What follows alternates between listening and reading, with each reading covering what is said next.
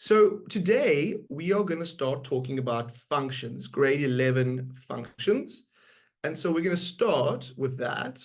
Let me just turn and the two functions that they generally start with in grade 11 are straight lines and parabola. Now, with straight lines, we obviously have already spoken about straight lines in the previous topic where we did analytical geometry. So I'm not going to spend too much extra time on that other than to say, this is a function too. And the most important ideas with straight lines is M is the gradient and C is the y-intercept. The important other things that you need to be able to find with a straight line is you need to be able to find the x-intercept and you need to be able to find the y-intercept. If you find those things, you can then draw a straight line through any 2 points. I want to ask the class, how do I find the x-intercept of a straight line? So maybe your teachers have started this with you. How would you find the x-intercept of a straight line? Say, for example, we have the straight line y equals 2x plus 3. To find the x-intercept, you need to make y 0. Yes. So in this case, in this graph, I would make y 0, and I'd have an equation. I would take away 3 from both sides, and then I'd get that. And then I'd divide both sides by 2, and my answer would be minus 3 over 2. So the x-intercept would be somewhere over here, minus 3 over 2. To find the y-intercept, I think you all know that you just make x 0, but in this case, it's actually so easy because when you make y 0, it knocks this out. So we can kind of see the y-intercept would have to just be 3 in this case. And so if I was drawing this graph, then the y-intercept would be at 3, the x-intercept would be at minus 3 over 2, and then I would just draw, apologies, it's not the best graph in the world, but you get where I'm going with that. You would just draw a straight line through those 2 points, and you would label the equation of the graph. And what would the gradient, okay, here's a question. I've made up an example. What would the gradient of this y equals 2x plus 3 be? What would the gradient of that graph be?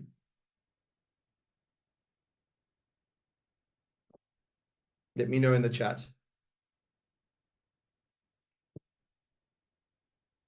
Okay, so we know the gradient is just going to be the number in front of the x.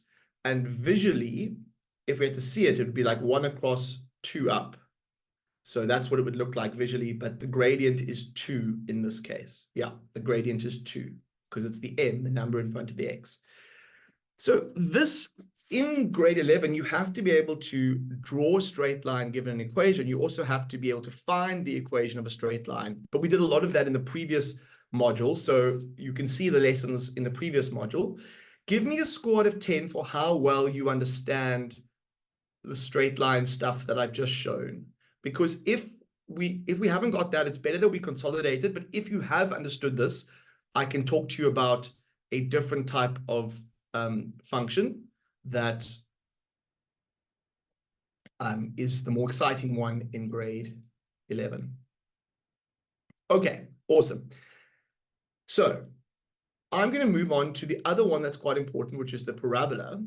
Now, just to sort of, before I do, sometimes in some textbooks for straight lines, you will see them write ax plus q or ax plus b for a straight line. Now, it's not that common, but if they do that, then the gradient is still going to be the number in front over here, and the y-intercept is just going to be this value over here. So just be aware of straight lines. Sometimes they write them in what looks in a slightly different way. And then before I move on to parabolas, one last thing. I want to know, is this relationship a straight line relationship? Yes. Or no, it's some other sort of exotic relationship that I haven't done yet. So is this a straight line relationship, or is this just some funky function that I just made up? I want to know from the students of the room. And the students are growing. I see a few more folks have joined us. Anushka, Callan, Kwena, Nukumolo, Samsung, Pila, Utundwayo. Welcome, everyone. It is good to have you with us. Okay, people are claiming it's a straight line. Now, maybe I'm missing something, but I thought straight lines were written in the form y equals mx plus c, and yet this isn't written here, but I feel like it is a straight line. So who can tell me why this is a straight line? Who can tell me the evidence or the process that you know that convinces you this is a straight line?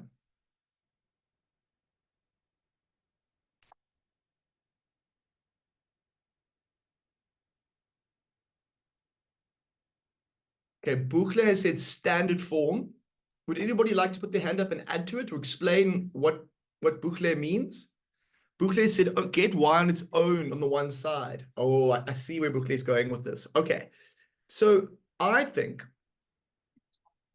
what we need to do is get that 3y by itself. And the way we're going to do that is if I move this thing to the other side, and the way I do that is I just take away 2x from both sides. So now I've got that, okay? And then, oh, why is my thing stopped working? Okay, give me a second. So what am I going to do next if I want to get the y by itself? That 3 is getting in the way. So I want to know, what should I do next? Well, I think I just divide both sides by 3. And if I get that, then the equation of this straight line is going to be that. So if we look at that, okay, give me a thumbs up if you understand why this proves it's a straight line. The gradient of this straight line would be minus 2 over 3, and the y-intercept would just be 1 over 3. And so we need to be aware sometimes straight lines can be written in non-standard form, but the thing that convinced me it was a straight line was that there were no powers bigger than 1. There were no powers bigger than 1, and there were no variable powers. So the fact that there was an x to the power of 1 and the y to the power of 1, that's what convinced me. Okay, so I think that's enough about straight lines for now. Let's move on to some funkier functions, which the first one I'm going to talk about is probably the most important one that we do, and it's called a parabola, and it's related to the quadratic equation. So if I give you a relationship that looks like that, okay, if I give you a relationship that looks like that, okay, what you'll find is that if you plot that graph, if you make a table and you put values in fact, maybe I could even do that now. So we go -2, -1, 0, 1, 2. If that is x and that is y, let's see what happens if I use this relationship to tell me what's going on. -2 squared is 4, -1 squared is 1, 0 squared is 0, 1 squared is 1, 2 squared is 4. So what you notice about this graph is that it never goes below the x-axis, or at least this example of it. And what's more, it seems to be doing the same thing on each side of 0. It sort of starts going up generally, and then it seems to go up a lot quicker. And so when we see a power of 2 in the relationship to the variable, we will get what's called a parabola. And this parabola, sometimes I call it the happy or the smiley graph or the unhappy graph, because it looks like a smiley face to me. And the key thing that stands out is that x is to the power of 2. Give me a score out of 10 for how well you understand that there are functions that are not straight lines, but that are curved, and you feel comfortable with the idea of a graph which looks like a happy face or an unhappy face. Okay, that's good news. Now, obviously, we can make this parabola a bit more funky. So you might say, what is the standard form of a parabola? And there's actually a couple of different forms, but the standard form of a parabola is going to look like this. Y equals ax squared plus bx plus c. So that's what we call the standard form of a parabola. Now, if the parabola is like this, it's a bit more exciting than normal. So let me maybe like write an example. This could be a parabola. Even though it's got other terms, it's still a parabola because the power of 2 is the most dominant thing. This over here would also be a parabola, even though it's missing the linear term or the term with the power of 1. The fact that there's a power of 2, it's still a parabola. Now, what I want to ask you about is the difference between these two graphs. Maybe you've let me know in the chat how many of you have started functions at school. So say yes if you have and no if you haven't. I just want to get a feel for, so yes if you started functions, no if you haven't. Okay, so most of us have started. All right.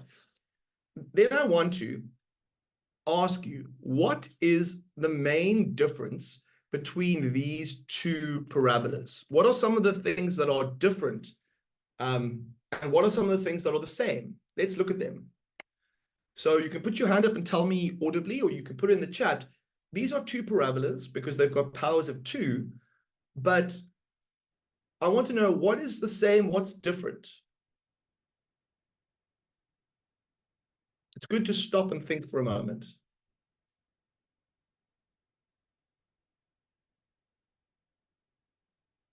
So we can talk about the green graph and the blue graph, if that's easier. Yes, Bukle, what do you notice is the same or different about these two graphs? So there's no, in the green equation, we have a value for bx, which is 4x Yep. in a sense, but in the blue equation, we don't. Perfect. So there's no middle term, and that does affect what the graph looks like. Thank you, Bukle. That was super helpful.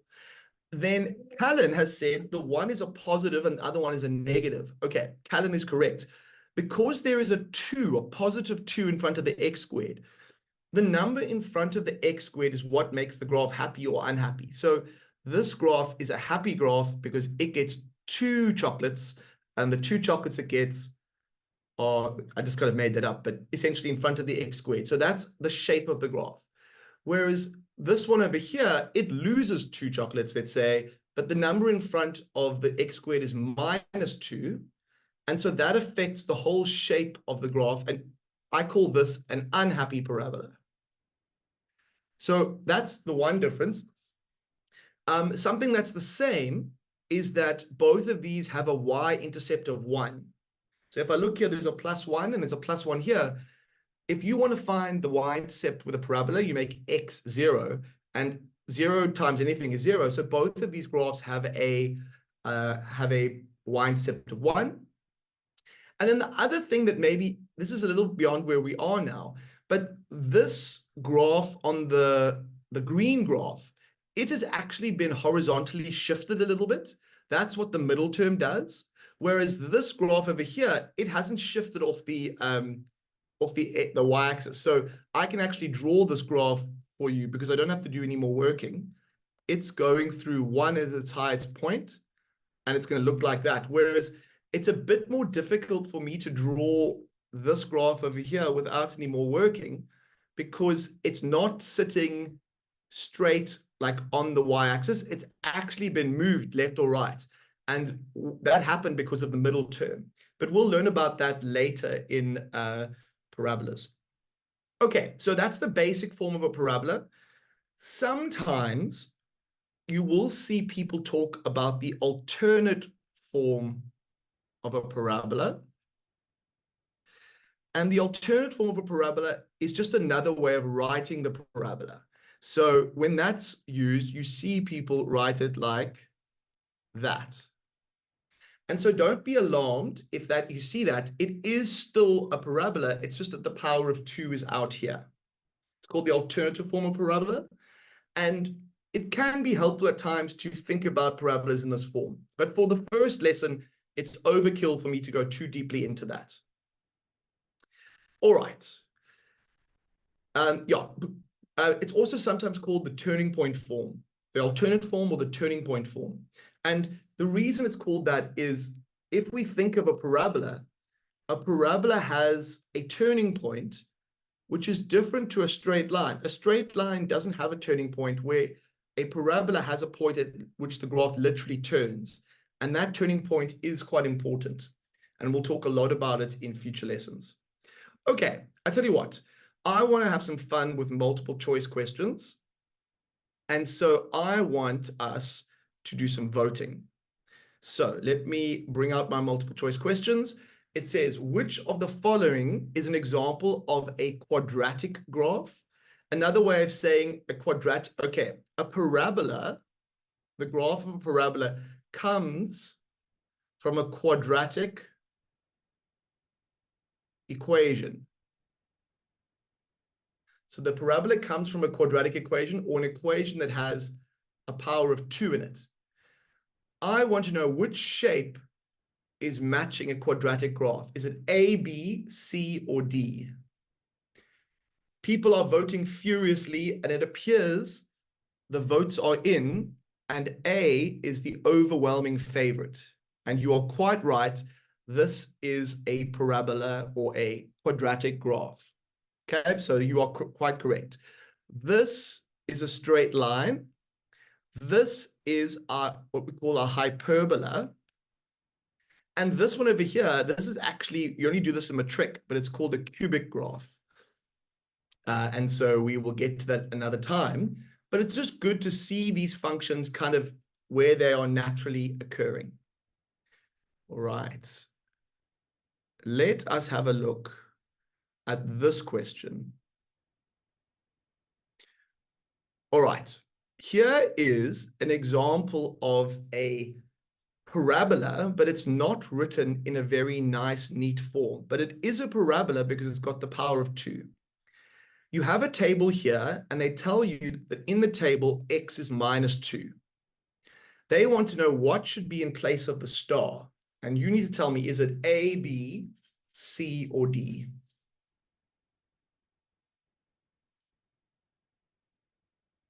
What do we think we're going to get?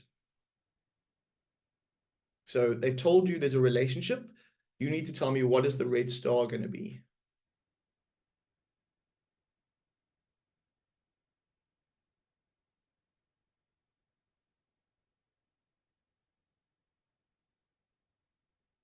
So if y equals that, I need to put the x value there that makes sense. So I've put the -2, but now the question is, what does that give me?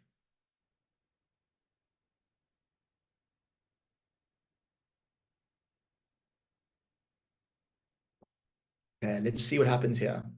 So we've got this, the brackets help me understand that this thing over here is just something minus something squared, and that something is a -2.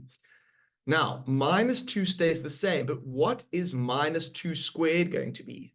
Well, -2 times -2, that's actually going to be 4. And then -2 minus 4 is going to be -6. And so the correct answer is going to be -6. So when we deal with parabolas and we have x squareds, we must be careful, because when you square something, it becomes positive. But if there's a negative sign in front of that, then that becomes negative. And so -2 minus 4 is -6. All right.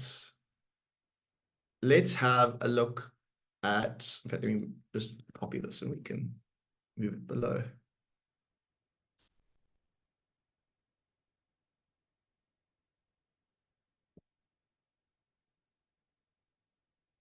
Okay, now I'm not sure how well you can see this because it's a little bit low resolution, but it says an object is projected vertically into the air. So here is my object, It's going up into the air, kind of like you throw a rugby ball or a tennis ball, and then it comes down again.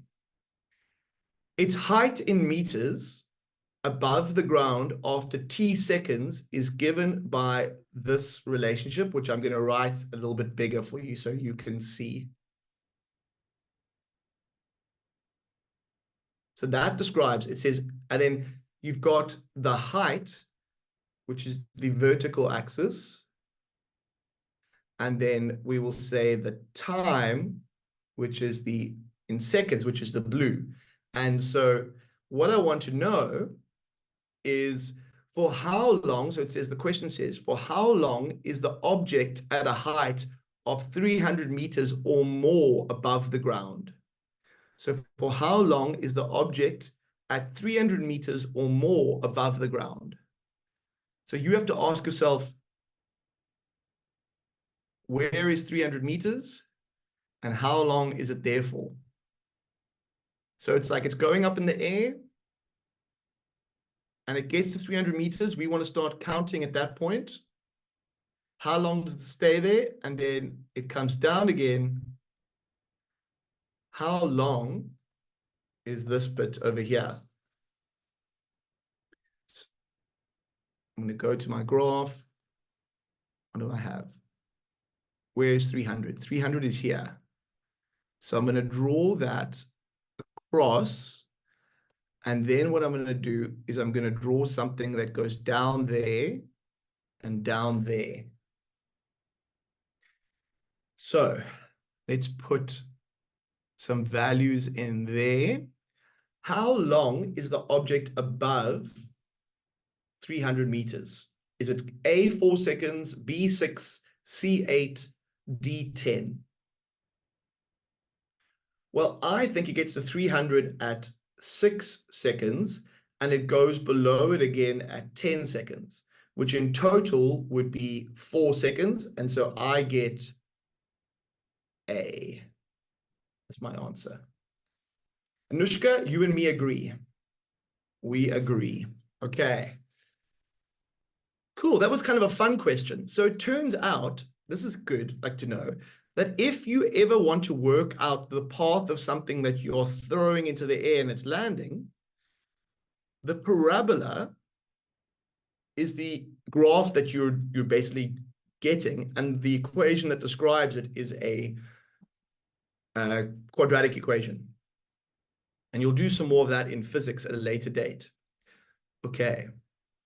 Let's have a look at another graph.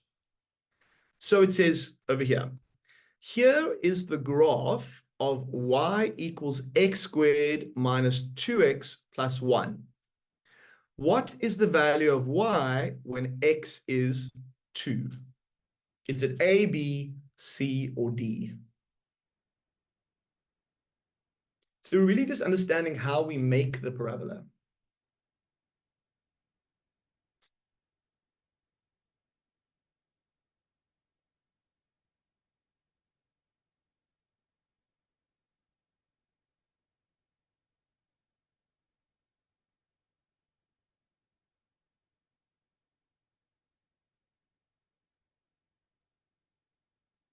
Now, some of you will be able to read this off the graph, but I'm doing it algebraically by showing you how I put 2 into this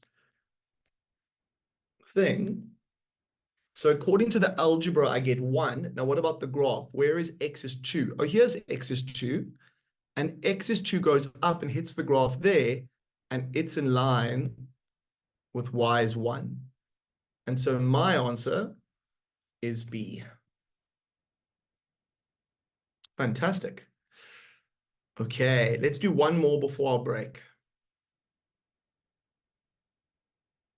So we have a whole bunch of quadratic relationships, and we have a graph over here. Can you tell me which of these graphs belongs to this thing over here?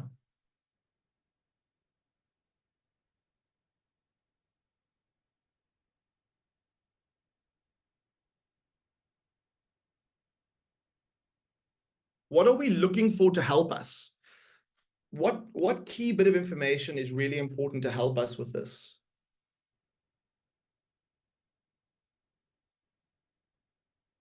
I often think it's useful to look at the y-intercept and the x-intercept.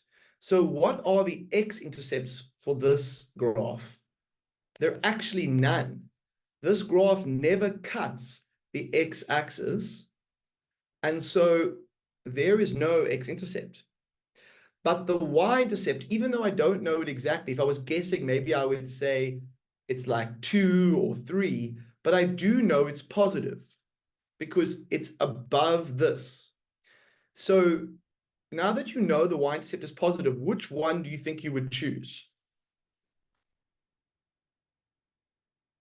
Well, there's no y-intercept, or it's 0, so it can't be C here. It's 0 here, so it can't be that. It's negative here, so it can't be that. So the correct answer must be D. And so the value over here would actually have to be a 3 based on this. All right, everyone, we've done a nice bit of work, but I think you know what's coming next. Let me just make sure I spotlight myself. I don't know why that went off. And then, yeah, let me take you through some warm-up routines. All right, or sorry, let's say cool down routines. Okay, so let's start with just a bit of a hands out like this. And just nice and relaxed, we're just turning from side to side, getting nice and loose in the shoulders, and you should feel it tighten around your stomach. And then as you relax, you naturally are able to go further. Okay. Then let's roll our shoulders. Roll it back. And then roll it forward.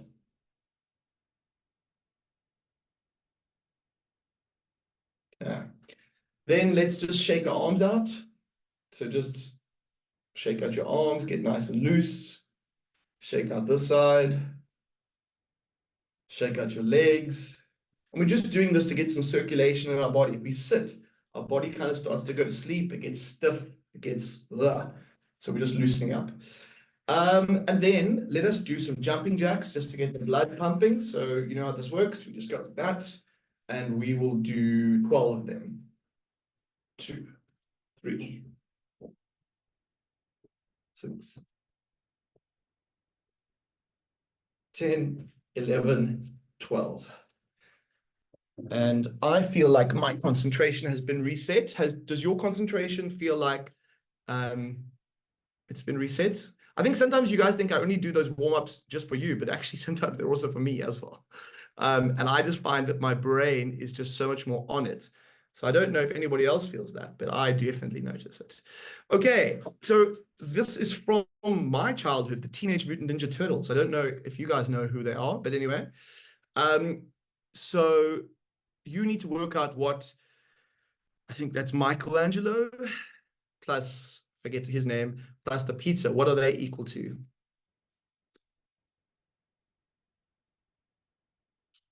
Can you work out the problem for today?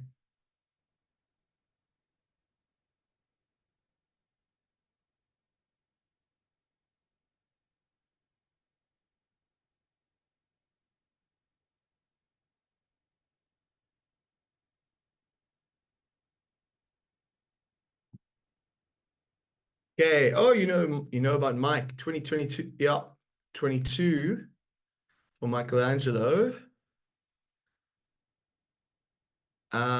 Now, which one are we going to do next? I think it's going to be a slice of pizza, because we can't really do this one because we don't know that one yet.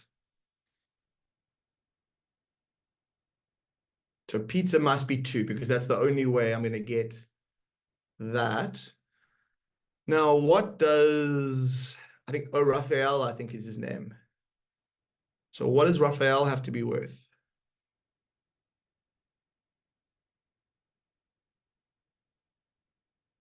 Yeah, the only way something times 2 can be 0 is if it's 0. So that must be 0.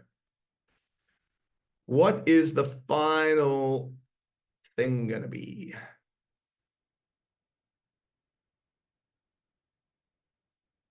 Yes, it is going to be 24. Fantastic. So the magic number today is 24. All right. I'm having fun with these multiple choice questions. I hope you are too. Okay, let's have a look at this. So this is let's go through this in a bit more detail. Why is that being difficult? Just move that out the way. Move this out the way as well. I think I've made it angry again. Okay, let me take that and put that there. And then I can move this. Okay, so we are given the green graph, and it says this is the graph of y equals x squared minus x minus 5. Use the graph, which of the following answers gives the best approximation to the solution x squared minus x minus 5 equals x. Oh, goodness gracious. Okay. So let me help by drawing the graph of y equals x onto this. Now, y equals x is just going to be the graph that has the point 1, 1, the point 2, 2. And actually, once I've done that, that is the graph of y equals x. It's the blue one. Now, we did talk about this a little bit in the previous module, but if you want to solve an equation, if I say to you, simultaneously solve these two equations, all you need to do it using algebra is equate them together. So just to go x equals x squared minus x minus 5. But the solution to this will be where the two graphs cut each other. So where the graph of y equals x squared minus x minus 5 cuts y equals x will be the solution to this equation. Now, I want you to use the graph and try and approximate where, I'll kind of even show you. Here's the one place where the two graphs collide, and here is the other. Which of the ABCDs do you think fits?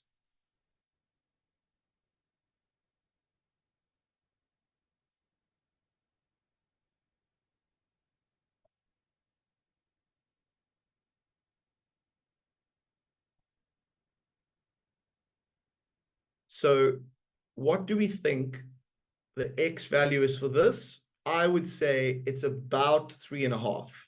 Maybe not perfect, but somewhere. And over here, it's about 3.5. Then the one down here is probably about maybe like minus 1.5. Ooh, do that again. Minus 1.5 for the x value. And what's the y value? It's also about minus 1.5.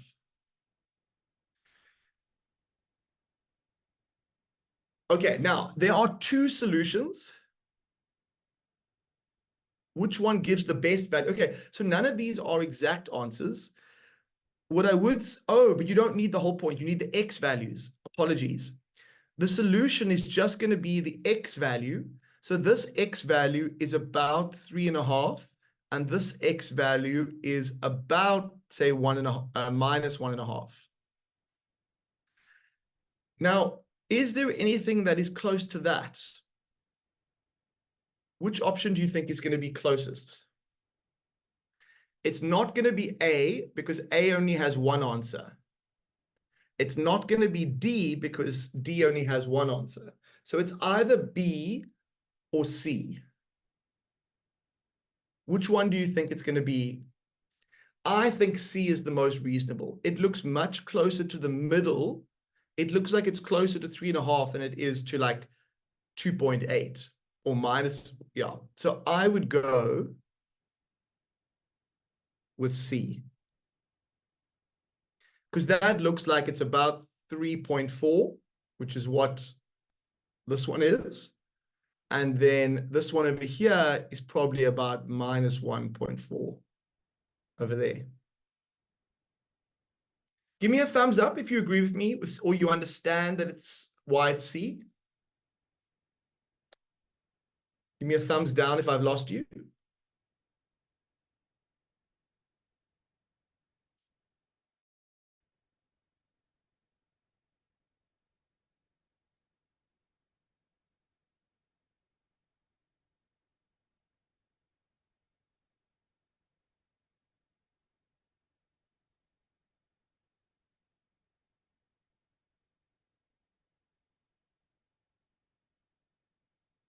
Okay.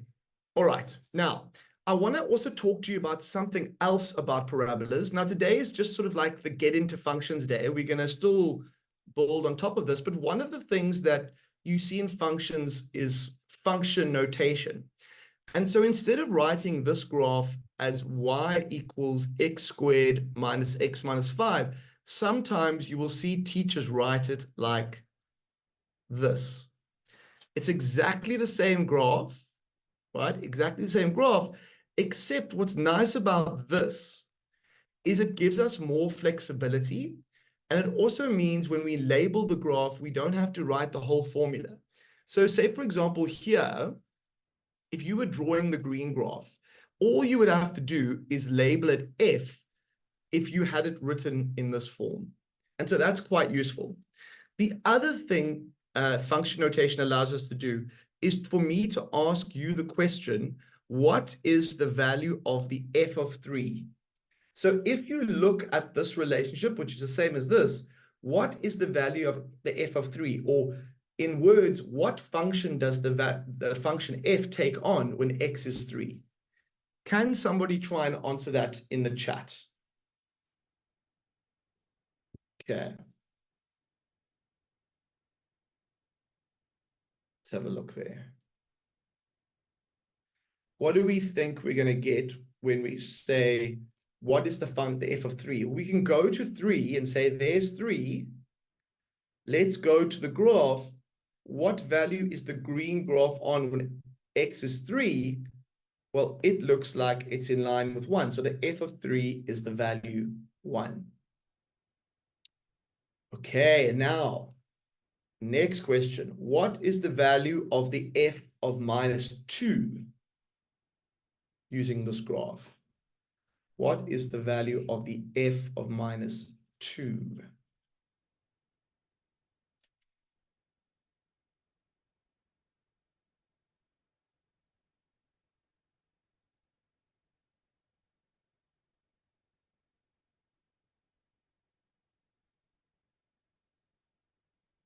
So where is minus 2? It's over here. I go onto the graph. And what am I going to get? I'm going to get 1 as well. Okay.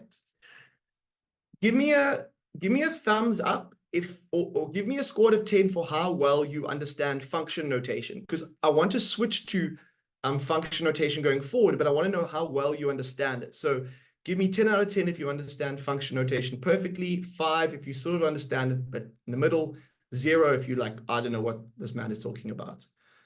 Okay. So we sort of have some understanding, but we're not perfect yet. So let's maybe do one more, and then we can move on. What is the value of the f of 2? What is the value of the f of 2? And I want you to try and use the graph. You can use the formula, right? So you can, if you want, you could do it algebraically, in which case you would just have to sub in a 2 here, and that's fine. But I'm more thinking about, can you use the graph to find what the f of 2 is?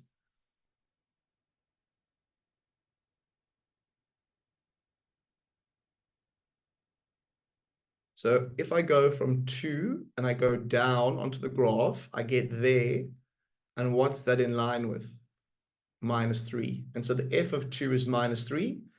And just to check that the algebra is telling the same story, That's 4 minus 2 minus 5. And what does that give us? Well, thank goodness, it gives us minus 3. So the algebra tells the same story as the graph, which means the world is a happy place to be in. Okay, cool. So that's been a bit of kind of introduction to parabolas today. I want us to just have a little look at some other types of general graphing questions that will help us build some understanding. And so let me ask you, which of the following is most likely to be the graph of y equals 4 over x? And if you can't see it, I'll draw it. They're saying, look, match the picture with the graph that goes with this. Now, this is not a parabola. I do not see any x squareds in that formula. So this is not a straight line. It's not a parabola. It must be something else. And I'm thinking maybe you guys have heard about this from being in class, but I want to see. Will you vote A, B, C, or D? Okay, so this is a straight line, so it can't be this. This is a parabola, which we were just talking about. It can't be that. It's either this one or this one. The hyperbola is the one that almost looks like it's got like a no-go zone in between. And so this is a hyperbola. And the reason it has a no-go zone is x may not be 0. If I put x is 0 into this formula, I would have division by 0, which would cause chaos. So that's why it almost looks like this graph has been cut in half. And so the correct answer is, in fact, A. The name of the graph that looks like it's taking off is an exponential function. And it starts quite slowly, but then takes off. And this function is often used to model population growth rates and like COVID infections and stuff like that. And so you'll notice that it has a very steep rise all of a sudden. Okay, so these are the 4 functions that we're going to talk about in this unit or this course. And I just want you to get more familiar with them. Let's have a look. I want to... Okay, let's look at this one.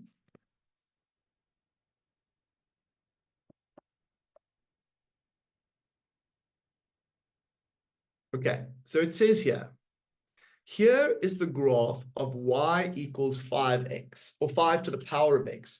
So first of all, I want us to notice this is very different to anything we have done before. What you notice is that there is a number, and then the variable is a power. So whenever you see the variable as a power or a variable in the exponent, it will be an exponential function. And the reason it's called an exponential function is because the exponent is the variable. It varies in relation to the exponent. It says that the formula for the graph is y equals 5 to the power of x. And it says, as the value of x increases, so as I go from this side to that side, the size or the values of the y get smaller and stay positive, smaller and stay negative, larger and stay positive, larger and stay negative. So how would you describe the behavior of this exponential function?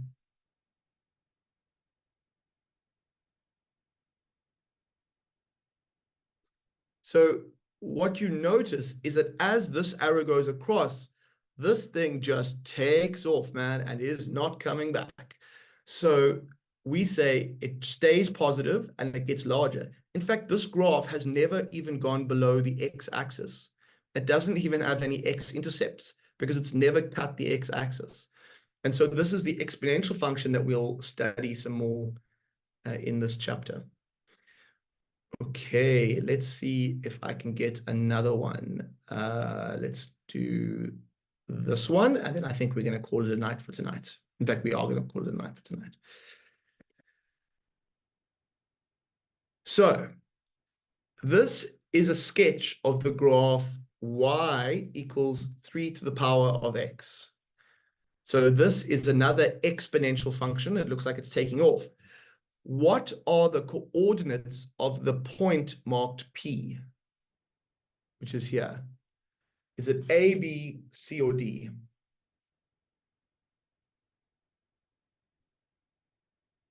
What are the coordinates of that point there?